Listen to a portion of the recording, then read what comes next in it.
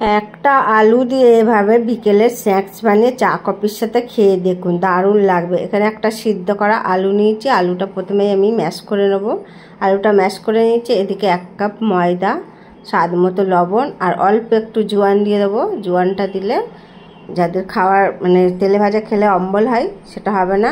1 চামচ সাদা তেল দিয়ে খুব ভালোভাবে মেখে নিয়েছি। অল্প অল্প করে জল দিয়ে খুব ভালোভাবে আটাটা মেখে নিয়েছি। আটাটা একটু শক্ত করে মাখতে হবে। এদিকে ফ্রাই প্যানে তেল দিয়ে দিলাম। 1/2 চামচের কম একটু গোটা জিরে, অর্ধেক টমেটো কুচি, আদা কুচি, লঙ্কা কুচি দুটো দিয়ে খুব ভালোভাবে টমেটোটা একটু গলে গলে এলে আলুগুলো দিয়ে দেবো। স্বাদ মতো লবণ দিয়ে দেবো, অল্প জিরে গুঁড়ো দিয়ে দেবো, অল্প একটু লাল লঙ্কা গুঁড়ো দিয়ে দেবো, অল্প একটু গরম মশলা গুঁড়ো দিয়ে দেবো আর একটু স্বাদ মতো চিনি দিয়ে দিলাম। দিয়ে খুব ভালোভাবে মিক্স করে নিয়েছি। এখানে দিয়েছি একটু কারি পাতা, শুকনো কারি পাতাটা দিয়েছি, আপনারা চাইলে ধনে পাতা কুচিও দিতে পারেন। আলুর এটা হয়ে গেছে। এবারে লেচি কেটে নেব। এখন একটু পাতলা করে বেলে নিতে হবে বড় করে।